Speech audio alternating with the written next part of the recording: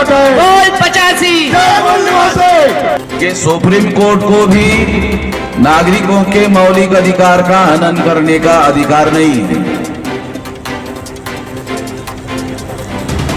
और जो मौलिक अधिकार होते हैं, अगर मान लो भारत का किसी दूसरे देशों के साथ युद्ध हो रहा है तो कुछ दिन के लिए वो स्थगित होते हैं, खत्म नहीं होते। या पार उनका ही कब्जा। तो इसका मतलब ये है कि लोकतंत्र के जो 4 पिलर है, विधायिका पर ब्राह्मण का कब्जा, कार्यपालिका IAS IPS IRS पर कब्जा,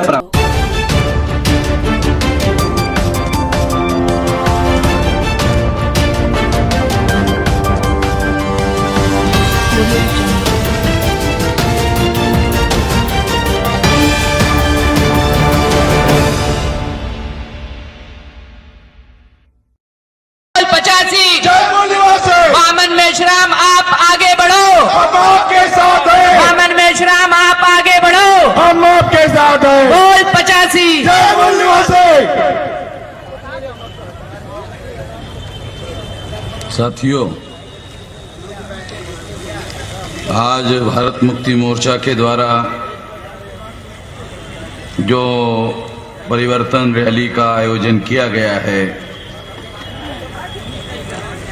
उसमें संविधान बचाओ और देश बचाओ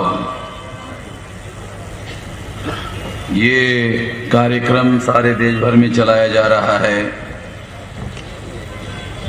सबसे पहले संविधान बचाने की क्यों जरूरत है,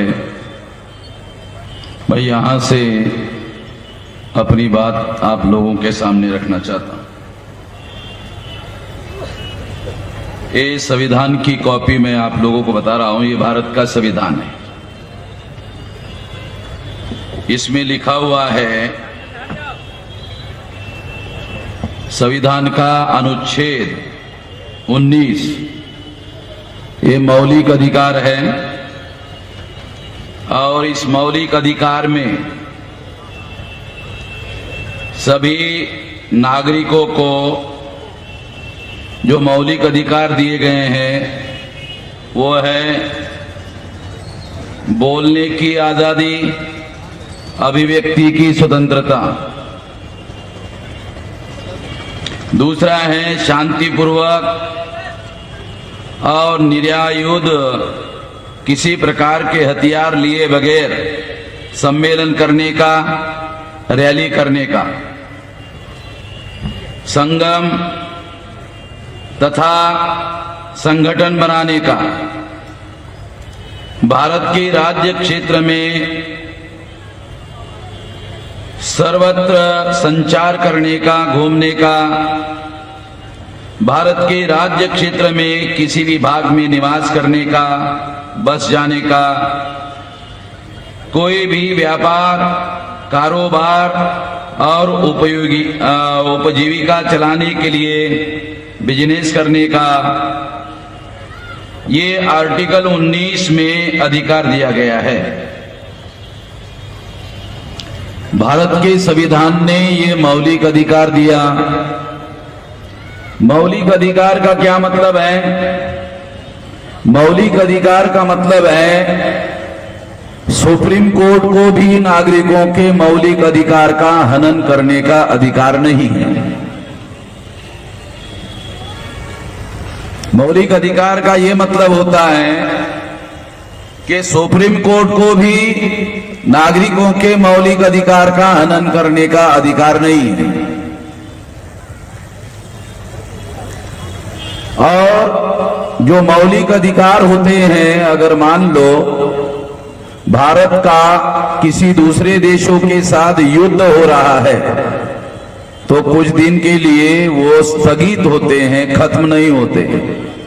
अगर इमरजेंसी है, अगर आर्थिक इमरजेंसी है तो स्थगित होते हैं, खत्म नहीं होते। मगर आज यहां हम लोगों ने झारखंड में जमशेदपुर में कार्यक्रम करने के लिए जो यहां का प्रशासन है, यहां से अनुमति मांगने की कोशिश की और रात के 8 बजे तक हम लोगों को कार्यक्रम करने के लिए अनुमति मांगी। उन्होंने शर्त के साथ 6 बजे तक कार्यक्रम करने की अनुमति दी। और ये जो मैं आप लोगों को बता रहा हूं, ये संविधान ने जो आपको पढ़ के सुना है, यहां कोई भी अधिकार प्रशासन को शर्त के साथ मौलिक अधिकार पर पाबंदी लगाने का कोई प्रशासन को अधिकार बहाल नहीं है, मगर प्रशासन के द्वारा नागरिकों के मौलिक अधिकार के हनन का जो सुप्रीम कोर्ट को भी पावर नहीं है।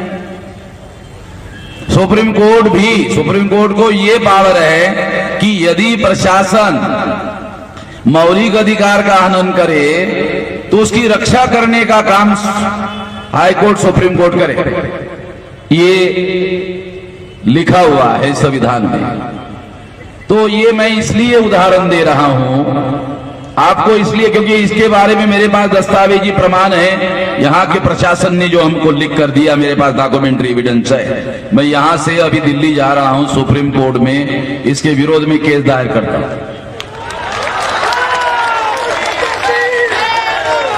मैंने गुजरात में जब नरेंद्र मोदी की सरकार थी, तो वहां बाबा साहब आंबेडकर का जन्मदिन मनाने के लिए उन्होंने मुझे परमिशन नहीं दिया। बगैर परमिशन का मैंने कार्यक्रम किया और मैंने उनको कहा मुझे अरेस्ट करो। उन्होंने मुझे अरेस्ट नहीं किया क्योंकि इतना आसान नहीं है। वामन मेश्राम थोड़ी है, वो तो राष्ट्रीय अध्यक्ष वामन मेश्राम है। तो सारे देश भर में हंगामा हो जाएगा, तो इतना आसान तो है नहीं। और मैं कानून के विरोध में जाके कोई काम नहीं करता। मैं आपको थोड़ा और भी एक बताता हूं। सुप्रीम कोर्ट ने निर्णय दिया कि रात के 10 बजे तक कार्यक्रम कर सकते हैं। आप लोगों को मालूम नहीं, मैं तो केसेस लड़ता हूं। थाना में मुझे पुलिस लोगों ने परमिशन नहीं दिया था। मैंने वहां के एसपी के खिलाफ हाईकोर्ट में केस दायर किया। वो केस मेरा अभी भी है, अभी भी चल रहा है। और तब से थाना जिले में मुझे परमिशन के लिए किसी भी कार्यक्रम के लिए कोई अवरोध नहीं है। झारखंड में इस तरह से ये संविधान का उल्लंघन हो रहा है, संविधान का हनन हो रहा है। मैं सबूत के साथ बोल रहा हूं आप लोगों को कि झारखंड में संविधान का उल्लंघन हो रहा है, हनन हो रहा है।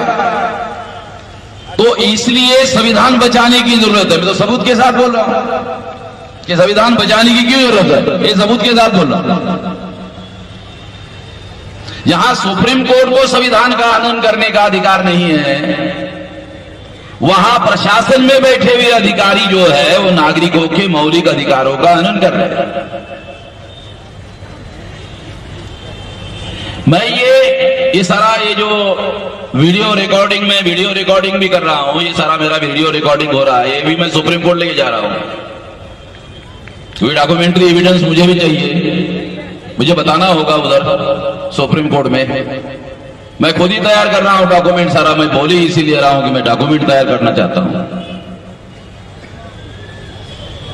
हमारा राष्ट्रीय स्तर पर वकीलों का संगठन है, मुझे वकीलों को पैसा नहीं देना पड़ता है, मैं वकीलों से ही पैसा लेता हूं।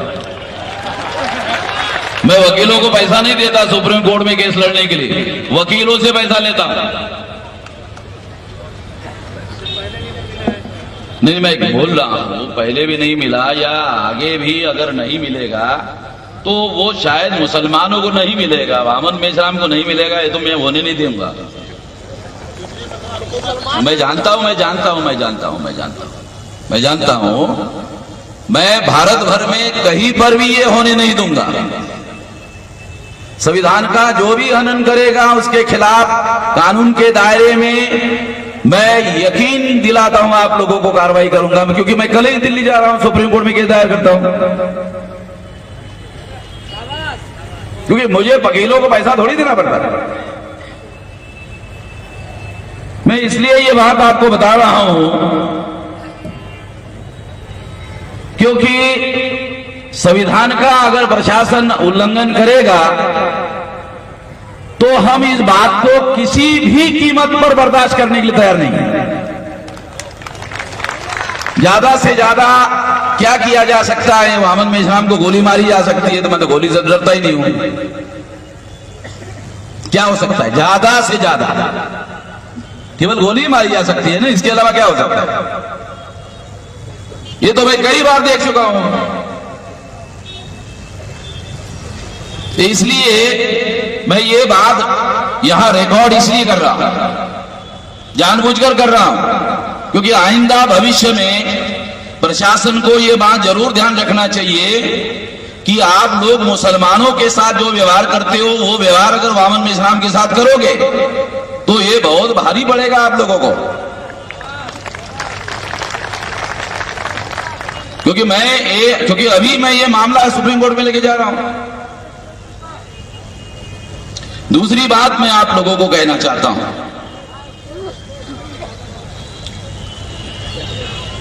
कि आज हम लोग इस देश में परिवर्तन क्यों चाहते हैं?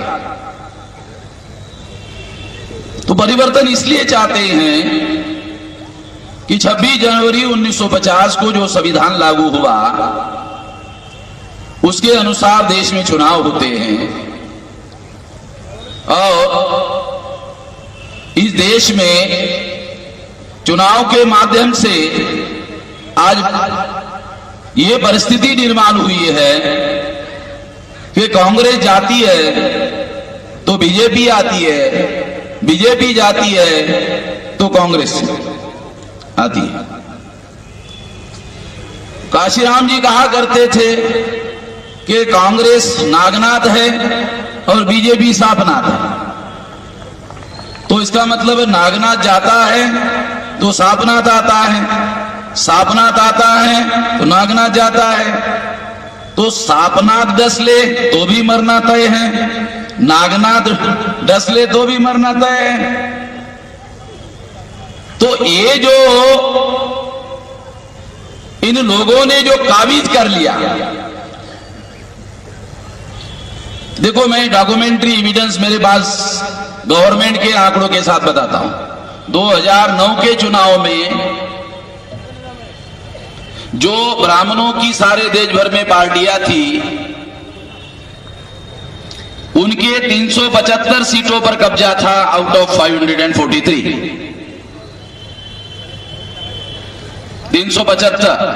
366 सीटों पर अगर कब्जा होता है तो पार्लियामेंट में किसी भी प्रकार का कानून 2/3 मेजोरिटी से बनाया जा सकता है। बनाया जा सकता नहीं, बना रहे हैं। संविधान के विरोध में बहुत सारी बातें कर रहे हैं।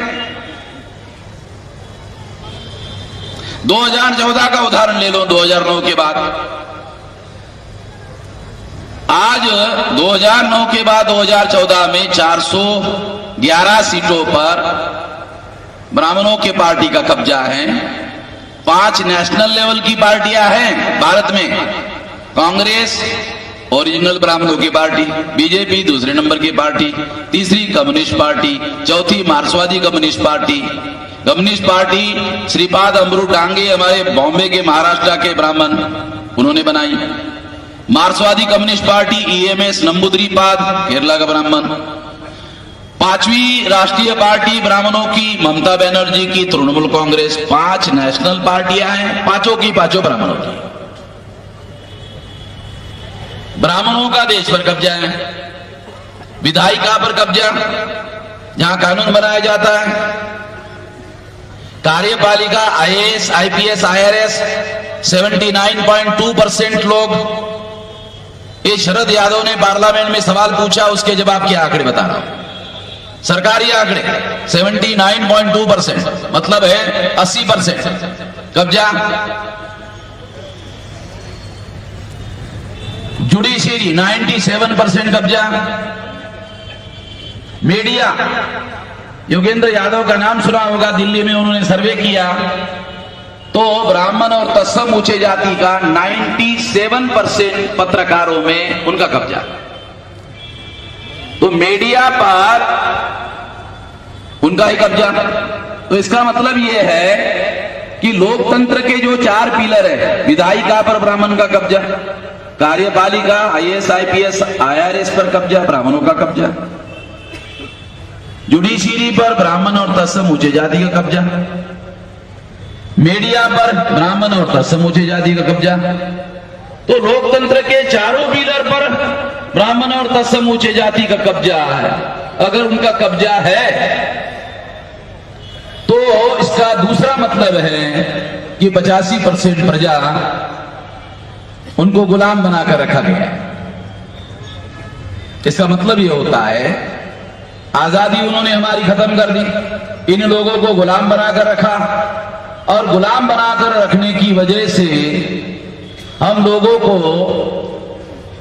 आज परिवर्तन की सबसे ज्यादा जरूरत है। केवल झारखंड में नहीं, झारखंड में और जहां जहां भी आदिवासी निवास ज्यादा करते हैं, आप सुनकर हैरान हो जाओगे।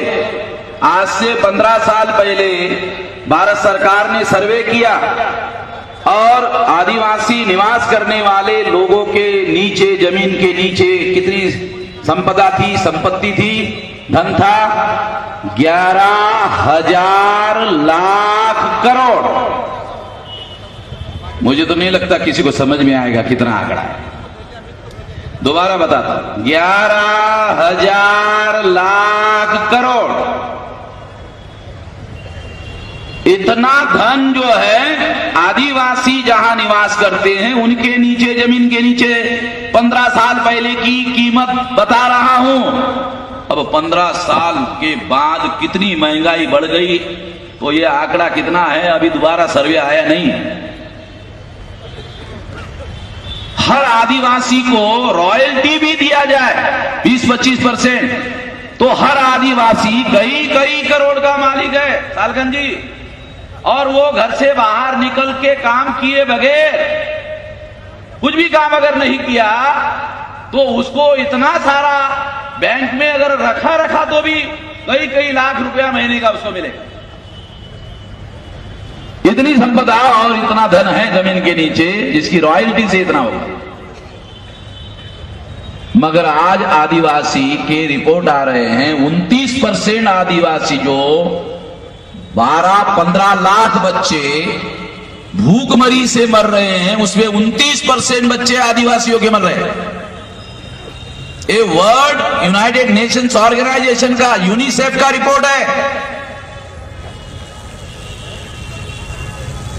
तो ये सिद्ध करता है कि इन लोगों के अधिकारों को पूरी तरह से कुचल दिया गया है, और इन लोगों को लगता है कि इन लोगों के ऊपर हम राज कर सकते हैं, किसी भी तरह से कर सकते हैं। अभी इन लोगों ने ईवीएम में घोटाला करके कांग्रेस ने 2004 में चुनाव जीता, 2009 में कांग्रेस ने ईवीएम में घोटाला करके चुनाव जीता।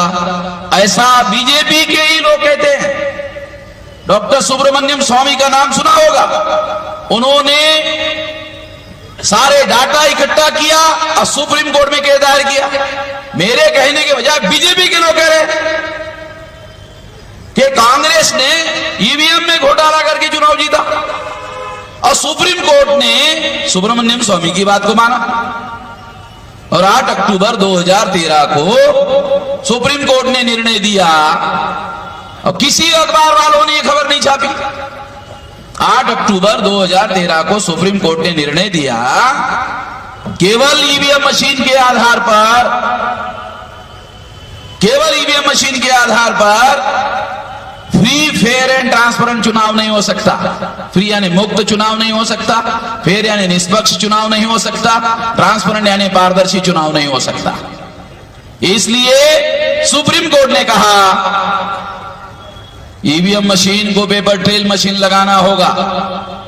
मगर 2013 में नहीं लगाया चुनाव आयोग ने, 2014 में नहीं लगाया, 2015 में नहीं लगाया, 2016 में नहीं लगाया। मैं सुप्रीम कोर्ट ईवीएम मशीन के मुद्दे के लोग लेकर चुनाव आयोग के विरोध में, भारत सरकार के विरोध में मैंने केस दायर किया। मैंने चुनाव, सारे लोग देश के, सारी पार्टियां चुनाव आयोग को डरती है। मैंने चुनाव आयोग के विरोध में केस दायर किया और चुनाव आयोग को सुप्रीम कोर्ट ने नोटिस इशू किया। मेरे एक सवाल का भी जवाब चुनाव आयोग ने नहीं दिया। मेरे पास चुनाव आयोग ने जो रिटन जवाब सुप्रीम कोर्ट में दाखिल किया, डॉक्यूमेंट्री एविडेंस है, काल्पनिक बातें नहीं कह रहा हूं। एक सवाल का जवाब नहीं दिया और जो जवाब दिया उसमें झूठा हलफनामा दाखिल कर दिया। झूठा हलफनामा दाखिल करना कोर्ट में क्रिमिनल ऑफेंस है, मगर चुनाव आयोग ने ऐसा किया। हमने काउंटर फाइल दाखिल करके सप्रमाण सिद्ध किया कि चुनाव आयोग झूठ बोल रहा है। ये दस्तावेजी सबूत ले लो, दस्तावेजी सबूत के साथ प्रमाणित किया।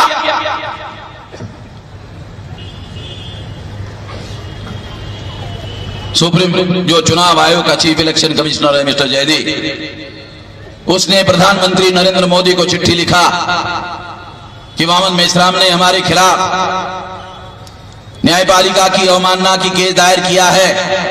अगर अगली सुनवाई के पहले 3,567 करोड़ रुपया पेपर ट्रेल मशीन खरीदने के लिए अगर सरकार मंजूर नहीं करती है तो अगले केस के हियरिंग में सुप्रीम कोर्ट चुनाव कमिश्नरों को जेल में भेजने का आदेश दे सकती है। कृपया 3,568 करोड़ रुपया सैंक्शन किया जाए।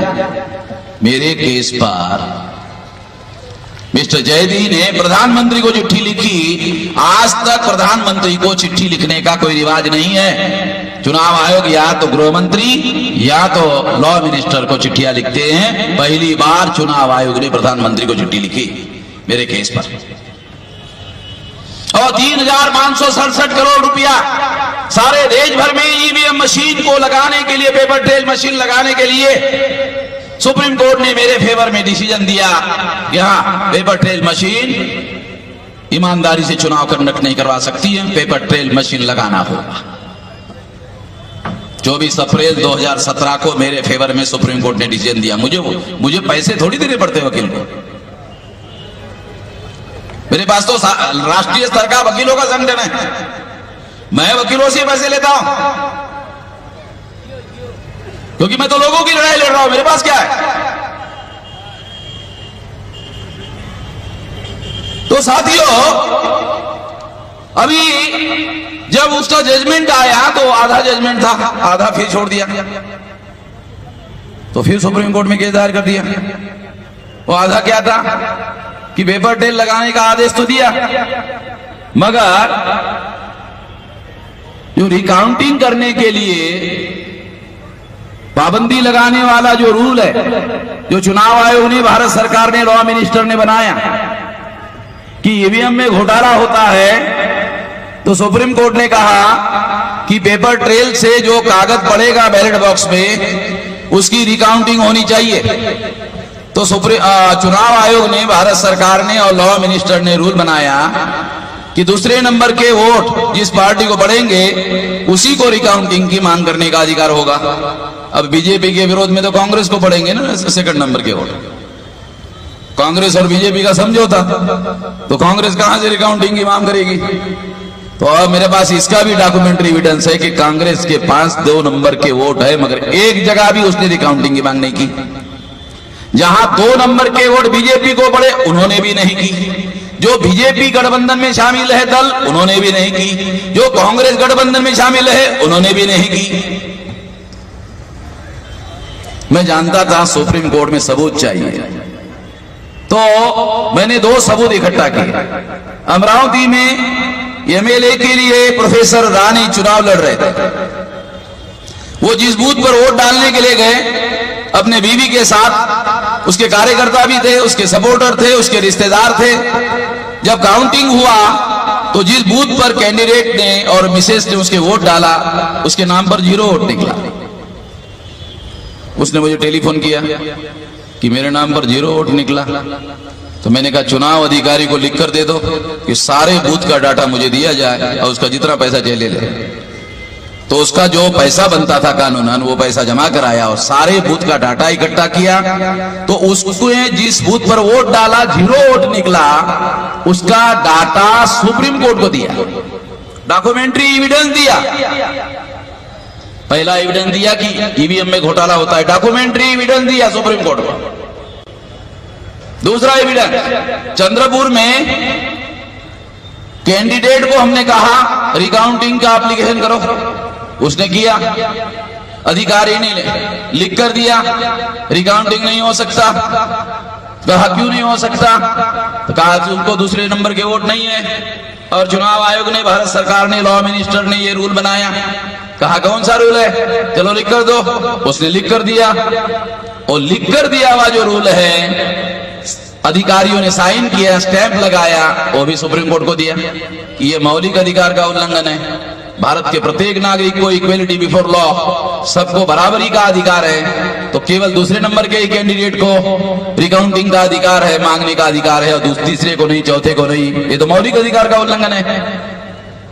दूसरा, वो कहते हैं कि हम जल्दी रिजल्ट लगाना चाहते हैं। अरे भाई, संविधान कहता है फ्री फेयर चुनाव कराओ और तुम जल्दी चुनाव रिजल्ट करवाना चाहते हो, तो ये नहीं होना चाहिए। धोखाधड़ी की बात रोकनी चाहिए। ये दोनों सबूत मैंने सुप्रीम कोर्ट को दिए।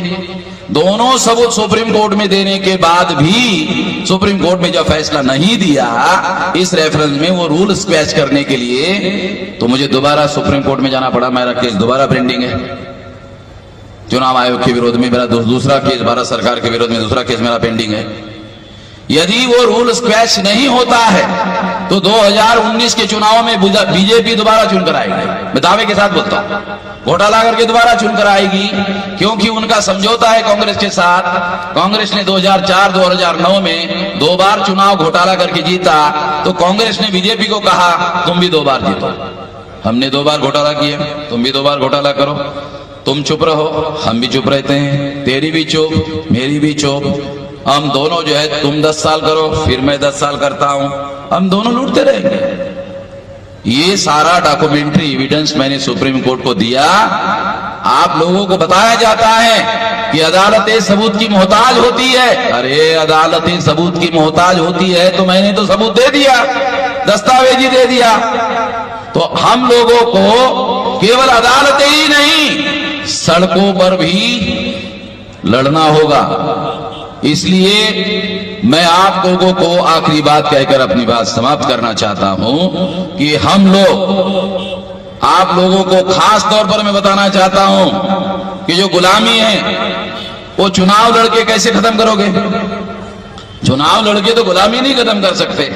गुलामी खत्म करने के लिए 6 लाख गांव का संगठन बनाना पड़ेगा और राष्ट्रव्यापी जन आंदोलन निर्माण करना पड़ेगा। राष्ट्रव्यापी जन आंदोलन निर्माण करोगे तो ही आपकी गुलामी खत्म होगी। ऐसा करने के लिए आप साथ सहयोग करोगे, इस आशा और विश्वास के साथ आपने मेरी बात ध्यान से सुनी, इसके लिए आभार, धन्यवाद। सालखन मुर्मू जी ने 7 जनवरी को जो रैली इधर रखी है, मैं और दूसरे भी और राष्ट्रीय स्तर के लोग यहाँ आएंगे और इससे भी बड़ी रैली यहाँ हम लोग करेंगे, उसमें भी आप लोग साथ सहयोग करेंगे, इस आशा और विश्वास के साथ। धन्यवाद।